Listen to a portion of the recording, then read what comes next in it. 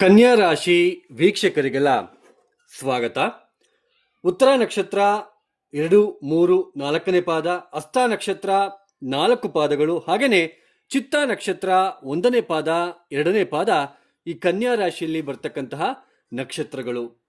ಈ 2026 ಇದೇ ಜೂನ್ 2ನೇ ತಾರೀಕು ಗುರು ಮಿಥುನ ರಾಶಿಯನ್ನು ಬಿಟ್ಟು ಕರ್ಕಾಟಕ ರಾಶಿಗೆ ಪ್ರವೇಶವನ್ನು ಮಾಡ್ತಾ ಇದ್ದಾರೆ.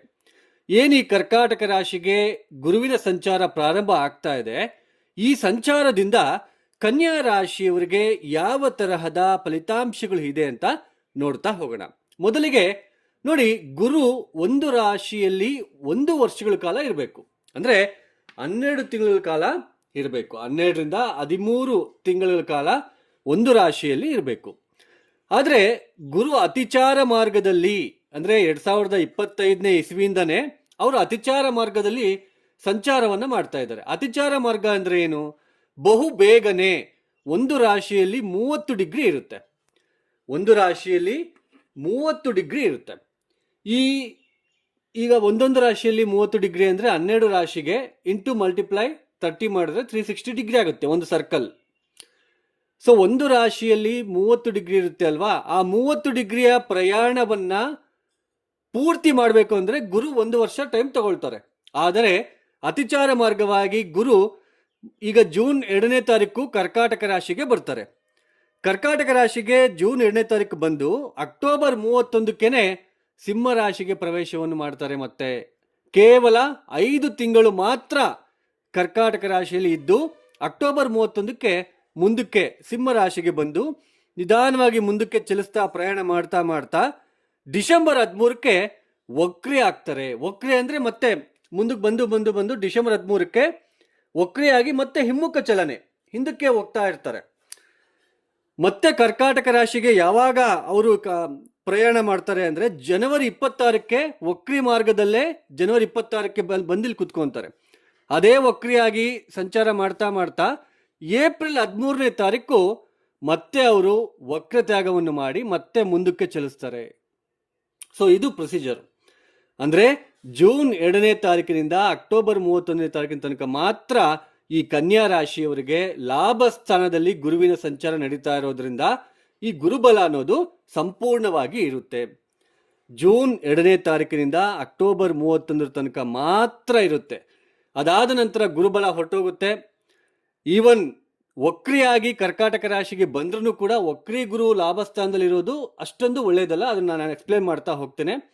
ಮತ್ತೆ ಏಪ್ರಿಲ್ 13ರಿಂದ ಜೂನ್ ಎಂಡಿಂಗ್ ತನಕ ಮತ್ತೆ ಗುರುಬಲ ಬರುತ್ತೆ. ಅಂದ್ರೆ ಕೇವಲ 2026-27ನೇ ಇಸ್ವಿಯಲ್ಲಿ ಕನ್ಯಾ ರಾಶಿಯವರಿಗೆ ಗುರುಬಲ ಎಷ್ಟು ತಿಂಗಳಿರುತ್ತೆ? 7 ತಿಂಗಳ ಕಾಲ ಇರುತ್ತೆ. 7 ಮಂತ್ಸ್ ಇರುತ್ತೆ. 12 ತಿಂಗಳಲ್ಲಿ 7 ತಿಂಗಳಲ್ಲಿ ಇನ್ನು 5 ತಿಂಗಳು ಗುರುವಿನ ಸಂಚಾರ ಚೆನ್ನಾಗಿರೋದಿಲ್ಲ. ನೋಡಿ, ಇಲ್ಲಿ ಇನ್ನೊಂದು ಕಿವಿ ಮಾತನ್ನ ಹೇಳ್ತೇನೆ. ಕೇವಲ ಗುರುಬಲದಿಂದ ಶನಿ ಬಲದಿಂದ ಜೀವನದಲ್ಲಿ ನಮಗೆ ಎಲ್ಲವೂ ಕೂಡ ನಡೆಯುವುದಿಲ್ಲ. ನೋಡಿ, ಕೇವಲ 7 ತಿಂಗಳು ಇರ್ತಾರೆ ಅಷ್ಟೇ, ಆಮೇಲೆ ಗುರುಬಲ ಇರೋದಿಲ್ಲ. ಅಂದ್ರೆ ನಮ್ಮ ವೈಯಕ್ತಿಕ ಜನ್ಮ ಜಾತಕ ತುಂಬಾ ಮುಖ್ಯ ರೀ. ನಾವೇನು ಡೇಟ್ ಆಫ್ ಬರ್ತ್ ಟೈಮಿಂಗ್, ನಾವು ಯಾವ ದಿನ ಹುಟ್ಟಿದೀವಿ, ಯಾವ ತಿಂಗಳಲ್ಲಿ ಹುಟ್ಟಿದೀವಿ, ಯಾವ ವರ್ಷದಲ್ಲಿ ಹುಟ್ಟಿದೀವಿ, ಯಾವ ಸಮಯದಲ್ಲಿ ಹುಟ್ಟಿದೀವಿ, ಆ ಸಮಯಕ್ಕೆ ಗ್ರಹಗತಿಗಳು, ಇದೇ ಜಾತಕ ಚಕ್ರ. ಗ್ರಹಗತಿಗಳು ಎಲ್ಲೆಲ್ಲಿದ್ದಾವೆ? ಅವರು ಬಲಹೀನ ಸ್ಥಿತಿಯಲ್ಲಿ ಇದ್ದಾಗ ಅದನ್ನು ನಾವು ಕರ್ಮ ಅಂತ ಕರಿತೀವಿ. ಸೊ ತೊಂದರೆ ಪಡಲೇಬೇಕು. ಯಾರ ವೈಯಕ್ತಿಕ ಜನ್ಮ ಜಾತಕದಲ್ಲಿ ಗ್ರಹಗಳ ದಶಾಭುಕ್ತಿ ಚೆನ್ನಾಗಿರುವುದಿಲ್ಲವೋ, ಯಾರ ಜಾತಕದಲ್ಲಿ ಗ್ರಹಗಳ ಪರಿಸ್ಥಿತಿಗಳು ಅನುಕೂಲಕರವಾಗಿರುವುದಿಲ್ಲವೋ ಅವರಿಗೆ ಸಾಕಷ್ಟು ತೊಂದರೆ ತಾಪತ್ರಯ ಇರುತ್ತೆ. ಸಾಕಷ್ಟು ಹಿನ್ನಡೆ ಅನುಭವಿಸ್ತಾ ಇರ್ತಾರೆ. ಹಣಕಾಸಿನ ವಿಚಾರ, ಉದ್ಯೋಗದ ವಿಚಾರ, ವ್ಯಾಪಾರ ವಿಚಾರ, ಈ ಥರ. ಆದರೆ ಅವರು ಯಾವಾಗ ತೊಂದರೆ ಪಡ್ತಾ ಇರ್ತಾರೆ ಆಗ ಗುರುಬಲ ಬಂದರೆ ಸ್ವಲ್ಪ ಉಸಿರಾಡೋದಕ್ಕೆ ಅವಕಾಶ ಸಿಗುತ್ತೆ. ಸ್ವಲ್ಪ ನಿಟ್ಟುಸಿರು ಬಿಟ್ಟು ಸ್ವಲ್ಪ ಚಿಕ್ಕದಾಗಿ ಯಾರೊಬ್ಬರು ಸಹಾಯ ಮಾಡೋದು, ಆರ್ಥಿಕ ವಿಚಾರದಲ್ಲಿ ಸ್ವಲ್ಪ ತೊಂದರೆ ಕಡಿಮೆ ಆಗೋದು, ಹಣ ಕೈಗೆ ಬರ್ತಾ ಇರುತ್ತೆ. ಕಂಕಣ ಭಾಗ್ಯ ಇಲ್ದಿರೋರಿಗೆ ಸ್ವಲ್ಪ ಕಂಕಣ ಭಾಗ್ಯ ಬರ್ತಕ್ಕಂಥದ್ದು ಈ ಥರ ಇರುತ್ತೆ. ಯಾರ ವೈಯಕ್ತಿಕ ಜನ್ಮ ಜಾತಕದಲ್ಲಿ ಗ್ರಹಗಳ ಒಂದು ದಶಾಭುಕ್ತಿ ಚೆನ್ನಾಗಿರುತ್ತೋ ಅವ್ರಿಗೆ ಜೀವನ ಚೆನ್ನಾಗೇ ಇರುತ್ತೆ, ತೊಂದರೆ ಇರೋದಿಲ್ಲ. ಅವ್ರಿಗೆಲ್ಲ ಒಳ್ಳೆ ಉದ್ಯೋಗ, ಒಳ್ಳೆ ಹೆಂಡತಿ ಮಕ್ಕಳು, ಒಳ್ಳೆ ಮನೆ ಎಲ್ಲ ಚೆನ್ನಾಗಿರುತ್ತೆ, ನೆಮ್ಮದಿಯಾಗಿರ್ತಾರೆ. ಗುರುಬಲ ಬಂದರೆ ಮತ್ತಷ್ಟು ಶುಭ ಫಲಿತಾಂಶಗಳು ಅಷ್ಟೇ. ಅಂದರೆ ವೈಯಕ್ತಿಕ ಜನ್ಮ ಜಾತಕ ತುಂಬ ಮುಖ್ಯವಾಗಿರ್ತಕ್ಕಂಥದ್ದು. ನೋಡಿ, ಈ ಕನ್ಯಾ ರಾಶಿಯವರಿಗೆ ಜೂನ್ 2ನೇ ತಾರೀಕಿನಿಂದ ಗುರುಬಲ ಪ್ರಾರಂಭ ಆಗ್ತಾ ಇದೆ. ಲಾಭಸ್ಥಾನಕ್ಕೆ ಗುರು ಬರ್ತಾ ಇರ್ತಕ್ಕಂಥದ್ದು.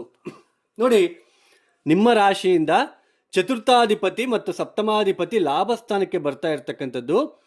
ನೋಡಿ, ಯಾವುದಾದ್ರೂ ಪ್ರಾಪರ್ಟಿ ನಿಮಗೆ ಬರಬೇಕಾಗಿದ್ರೆ ಈ ಸಮಯದಲ್ಲಿ ಜೂನ್ 2ನೇ ತಾರೀಕಿನಿಂದ ಅಕ್ಟೋಬರ್ 31 ತನಕ ನಿಮಗೆ ಯಾವುದಾದ್ರೂ ಪ್ರಾಪರ್ಟಿ ಏನಾದರೂ ಬರಬೇಕಾಗಿದ್ರೆ ಬರ್ತಕ್ಕಂಥದ್ದು.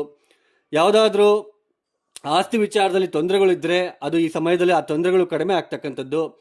ಆಮೇಲೆ ನಿಮ್ಮ ಪತಿ ಅಥವಾ ಪತ್ನಿಯಿಂದ ಏನಾದರೂ ಒಂದು ಅವರಿಗೆ ಉದ್ಯೋಗದಲ್ಲಿ ಚೆನ್ನಾಗಿ ಆಗ್ತಕ್ಕಂಥದ್ದು, ವ್ಯಾಪಾರದಲ್ಲಿ ಚೆನ್ನಾಗಿ ಆಗ್ತಕ್ಕಂಥದ್ದು, ಒಳ್ಳೆ ಹಣಕಾಸಿನ ವಿಚಾರದಲ್ಲಿ ಏಳಿಗೆ ಉಂಟಾಗ್ತಕ್ಕಂಥದ್ದು. ಮದುವೆ ಆಗದೇ ಇರ್ತಕ್ಕಂಥವ್ರಿಗೆ ಕಂಕಣ ಭಾಗ್ಯ ಬರ್ತಕ್ಕಂಥದ್ದು. ಆಲ್ರೆಡಿ ಯಾರೆಲ್ಲ ಮದುವೆ ಜೀವನದಲ್ಲಿ ಸಾಕಷ್ಟು ತೊಂದರೆ ಪಡ್ತಿದ್ದಾರೆ, ಆಲ್ರೆಡಿ ಮದುವೆ ಆಗಿ ಸಾಕಷ್ಟು ಗಂಡ ಹೆಂಡತಿರ ಮಧ್ಯೆ, ಯಾಕೆಂದರೆ ಸಪ್ತಮ ಸ್ಥಾನದಲ್ಲಿ ಶನಿ ಇದ್ದಾರೆ ಈ ಸಮಯದಲ್ಲಿ, ಕನ್ಯಾ ರಾಶಿಯವರಿಗೆ ಸಪ್ತಮ ಶನಿ ನಡೀತಾ ಇದೆ. ಯಾರೆಲ್ಲ ಗಂಡ ಹೆಂಡತಿರ ಮಧ್ಯೆ ಸಾಕಷ್ಟು ತೊಂದರೆಗಳಿದೆ, ವಿದ್ಯಾರ್ಥಿಗಳು ಯಾರೆಲ್ಲ ಓದಿನಲ್ಲಿ ಹಿಂದೆ ಬೀಳ್ತಾ ಇದ್ದಾರೆ, ನಾನು ಅಂದ್ಕೊಂಡಿರೋ ಕಾಲೇಜಲ್ಲಿ ಸೀಟ್ ಸಿಗ್ತಾ ಇಲ್ಲ ಅಥವಾ ನಾನು ಅಂದ್ಕೊಂಡಿರೋ ಥರ ಆಗ್ತಾ ಇಲ್ಲ ಅಂತಂದು ಯಾರೆಲ್ಲ ನೋವು ಪಡ್ತಾ ಇದ್ದಾರೆ ವಿದ್ಯಾರ್ಥಿಗಳು, ಯಾರೆಲ್ಲ ಪತಿ ಪತ್ನಿಯರಲ್ಲಿ ಕಲಹಗಳು ಉಂಟಾಗ್ತಾ ಇದೆ, ಅವ್ರಿಗೆಲ್ಲರಿಗೂ ಕೂಡ ಕಡಿಮೆ ಆಗ್ತಕ್ಕಂಥದ್ದು, ನೆಮ್ಮದಿಯ ವಾತಾವರಣ ಸಿಗ್ತಕ್ಕಂಥದ್ದು, ಸಂತಾನ ಆಗದೇ ಇರ್ತಕ್ಕಂಥವ್ರಿಗೆ ಸಂತಾನ ಭಾಗ್ಯ ಸಿಗ್ತಕ್ಕಂಥದ್ದು.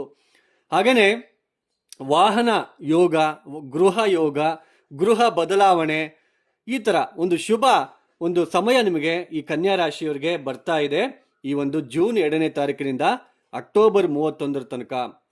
ಅಕ್ಟೋಬರ್ 31ಕ್ಕೆ 12ನೇ ಮನೆಗೆ ಬರ್ತಾರೆ. ಈ 12ನೇ ಮನೆಗೆ ಗುರು ಬಂದಾಗ, ಸಪ್ತಮಾಧಿಪತಿ ಚತುರ್ಥಾಧಿಪತಿ 12ನೇ ಮನೆಗೆ ಬಂದಾಗ, ನೀವು ಕೆಲಸ ಮಾಡ್ತಾ ಇರ್ತಕ್ಕಂತಹ ಜಾಗದಲ್ಲಿ ಅನಿರೀಕ್ಷಿತವಾಗಿ ಕೆಲಸದ ಬದಲಾವಣೆ ಆಗ್ತಕ್ಕಂಥದ್ದು, ಸ್ವಲ್ಪ ಖರ್ಚುಗಳು ಜಾಸ್ತಿ ಆಗ್ತಕ್ಕಂಥದ್ದು, ನಿಮ್ಮ ಪತಿ ಅಥವಾ ಪತ್ನಿಯಿಂದ ಖರ್ಚುಗಳು ಜಾಸ್ತಿ ಆಗ್ತಕ್ಕಂಥದ್ದು, ಈ ತರಹದ ಸಿಚುಯೇಷನ್. ಆಮೇಲೆ ಲಾಭಸ್ಥಾನದಲ್ಲಿ ಗುರು ಇದ್ದಾಗ ಒಳ್ಳೆ ಹಣಕಾಸು ಚೆನ್ನಾಗಿರುತ್ತೆ, ತುಂಬ ಸಂತೋಷಕರವಾಗಿರ್ತಕ್ಕಂತಹ ಕ್ಷಣಗಳನ್ನು ಕಳಿತೀರ. ಆದರೆ ಗುರು ಅಕ್ಟೋಬರ್ 31ಕ್ಕೆ ಅತಿಚಾರ ಮಾರ್ಗವಾಗಿ ಬಹು ಬೇಗನೆ 12ನೇ ಮನೆಗೆ ಬಂದು ಕುತ್ಕೊಂಡ್ಬಿಡ್ತಾರೆ, ಸಂಚಾರ ಪ್ರಾರಂಭ ಮಾಡ್ಕೊಳ್ತಾರೋ, ಖರ್ಚುಗಳು ಜಾಸ್ತಿ ಆಗ್ತಕ್ಕಂಥದ್ದು, ಸ್ವಲ್ಪ ಹಿನ್ನಡೆ ಅನುಭವಿಸ್ತಕ್ಕಂಥದ್ದು, ಈ ತರಹ ಸ್ವಲ್ಪ ಸಿಚುಯೇಷನಲ್ಲಿ ಆ ಥರ ಕಾಣಿಸ್ತಾ ಇರುತ್ತೆ. ಯಾರಾದರೂ ಸೆಕೆಂಡ್ ಹ್ಯಾಂಡ್ ವಾಹನ ತಗೊಂಡಿದ್ರೆ ಈ 12ನೇ ಮನೆಯಲ್ಲಿ ಗುರು ಬಂದಿರೋದ್ರಿಂದ ಆ ವಾಹನಕ್ಕೆ ಖರ್ಚು ಜಾಸ್ತಿ ಮಾಡಬೇಕಾದ ಪರಿಸ್ಥಿತಿ, ಈ ತರಹದ ಸನ್ನಿವೇಶಗಳು ಉಂಟಾಗ್ತಾ ಇರುತ್ತೆ ಈ ಒಂದು ಅಕ್ಟೋಬರ್ 31 ನಂತರ. ಡಿಸೆಂಬರ್ 13ಕ್ಕೆ ಗುರು ವಕ್ರಿ ಆಗ್ತಾರೆ.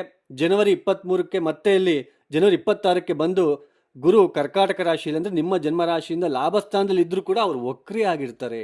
ಸ್ವಲ್ಪ ಹಣಕಾಸಿನ ವಿಚಾರದಲ್ಲಿ ಜನವರಿ, ಫೆಬ್ರವರಿ, ಮಾರ್ಚ್, ಏಪ್ರಿಲ್ ಸ್ವಲ್ಪ ಹಣಕಾಸಿನ ವಿಚಾರದಲ್ಲಿ ಫ್ಲಕ್ಚುಯೇಷನ್ಸು, ಹಿನ್ನಡೆ ಅನುಭವಿಸಬೇಕಾದ ಪರಿಸ್ಥಿತಿ, ಸ್ವಲ್ಪ ಚಿಕ್ಕ ಪುಟ್ಟ ತೊಂದರೆಗಳಾಗ್ತಕ್ಕಂಥದ್ದು ಕೂಡ ಇರುತ್ತೆ. ಮತ್ತೆ ಏಪ್ರಿಲ್ 13ಕ್ಕೆ ಮತ್ತೆ ಗುರು ವಕ್ರತ್ಯಾಗವನ್ನು ಮಾಡ್ತಾರೆ. ಸೊ ಆವಾಗ ಮತ್ತೆ ಗುರುಬಲ ಅನ್ನೋದು ಬರುತ್ತೆ. ವಕ್ರಿ ಅಂದರೆ ಏನೂ ಇಲ್ಲ ರೀ, ನಿಮ್ಮ ಜನ್ಮ ಜಾತಕದಲ್ಲಿ ಈಗ ಯಾರೋ ಒಬ್ಬ ವ್ಯಕ್ತಿ ಜನ್ಮ ಜಾತಕದಲ್ಲಿ ಸಪ್ತಮ ಸ್ಥಾನದಲ್ಲಿ ಶನಿ ವಕ್ರಿ ಆಗಿದ್ದಾರೆ ಅಂತ ಇಟ್ಕೊಳ್ಳಿ. ಆ ವಕ್ರಿ ಆಗಿರೋ ಸ್ಥಾನ ಸಪ್ತಮ ಸ್ಥಾನ ಆಗಿರೋದ್ರಿಂದ ನೋಡಿ, ಪತಿ ಅಥವಾ ಪತ್ನಿಯ ಜೊತೆ ಸಾಕಷ್ಟು ಭಿನ್ನಾಭಿಪ್ರಾಯಗಳಿರುತ್ತೆ, ನೆಮ್ಮದಿ ಇರೋದಿಲ್ಲ, ಸುಖ ಇರೋದಿಲ್ಲ. ಒಂದು ಹೆಂಡತಿ ಅಥವಾ ಗಂಡನಿಂದ ಏನು ಪ್ರೀತಿ ಪ್ರೇಮ ವಾತ್ಸಲ್ಯ ಸಿಗಬೇಕೋ ಅದು ಸಿಗೋದಿಲ್ಲ. ಅಂದರೆ ಯಾವ ಸ್ಥಾನದಲ್ಲಿ ಅವರು ವಕ್ರಿ ಆಗ್ತಾರೋ ಆ ಸ್ಥಾನಕ್ಕೆ ಸಂಬಂಧಪಡ್ತಕ್ಕಂತಹ ವಿಚಾರದಲ್ಲಿ ಸ್ಟ್ರಗಲ್ ಫೇಸ್ ಮಾಡಬೇಕು. ಗುರು ಲಾಭಸ್ಥಾನದಲ್ಲಿ ವಕ್ರಿ ಆಗ್ತಿರೋದ್ರಿಂದ ಹಣಕಾಸಿನ ವಿಚಾರದಲ್ಲಿ ತೊಂದರೆ, ನೀವ್ಯಾರೋ ಸ್ನೇಹಿತರನ್ನ ನಂಬಿರ್ತೀರ, ಏನೋ ಒಂದು ಕೆಲಸ ಕೊಡಿಸ್ತಾನೆ ಅಥವಾ ನಿಮಗೆ ವ್ಯಾಪಾರದಲ್ಲಿ ಏನೋ ಒಂದು ಅವಕಾಶ ಸಿಗುತ್ತೆ, ಅಥವಾ ನೀವು ಯಾವುದೋ ಒಬ್ಬ ವ್ಯಕ್ತಿಯನ್ನು ನಂಬಿರ್ತೀರ, ಗೌರ್ಮೆಂಟ್ ಸರ್ಕಾರಿ ಕೆಲಸದವ್ರು ಇರ್ತಕ್ಕಂಥವ್ರು ಈ ಒಂದು ಕಾಂಟ್ರಾಕ್ಟ್ ನಿಮಗೆ ಕೊಡ್ತೀನಿ ಅಂತ ಹೇಳ್ತಾರೆ. ಬಟ್ ಈ ಸಮಯದಲ್ಲಿ ಗುರು ವಕ್ರಿ ಆದಾಗ ಅದು ಬರೋದಿಲ್ಲ, ನಮಗೆ ಸತಾಯಿಸುತ್ತೆ, ಸುಮ್ಮನೆ ಹಿಂದಕ್ಕೆ ಮುಂದಕ್ಕೆ ಓಡಾಡಿಸೋದು ಈ ಥರ ಆಗುತ್ತೆ. ಗುರು ವಕ್ರತ್ಯಾಗ ಮಾಡಿದ್ಮೇಲೆ ಮತ್ತೆ ಸ್ವಲ್ಪ ಗುರುಬಲ ಬರುತ್ತೆ. ಅದೇನೇ ಇರಲಿ, ಜೂನ್ 2ನೇ ತಾರೀಕಿನಿಂದ ಅಕ್ಟೋಬರ್ 31 ತನಕ ಕನ್ಯಾ ರಾಶಿಯವರಿಗೆ ತುಂಬ ಅದ್ಭುತವಾಗಿರ್ತಕ್ಕಂತಹ ಸಮಯ. ನಿಮ್ಮ ದಶಾಭುಕ್ತಿ ಚೆನ್ನಾಗಿಲ್ಲ ಅಂದರೆ ಸ್ವಲ್ಪ ಫಲಿತಾಂಶ ಸಿಗುತ್ತೆ, ಸ್ವಲ್ಪ ಒಳ್ಳೆಯದಾಗುತ್ತೆ. ದಶಾಭುಕ್ತಿ ಚೆನ್ನಾಗಿದ್ದರೆ ಗುರುಬಲ ಇರೋದ್ರಿಂದ ಮತ್ತಷ್ಟು ಡಬಲ್ ಇಂಪ್ಯಾಕ್ಟ್ ಅನ್ನೋದು ಸಿಗುತ್ತೆ. ಸೊ ಅರ್ಥ ಮಾಡ್ಕೊಳ್ಳಿ, ರಾಜಯೋಗ ಅದೆಲ್ಲ ನಿಮ್ಮ ಜಾತಕದಲ್ಲಿ ಇರಬೇಕು.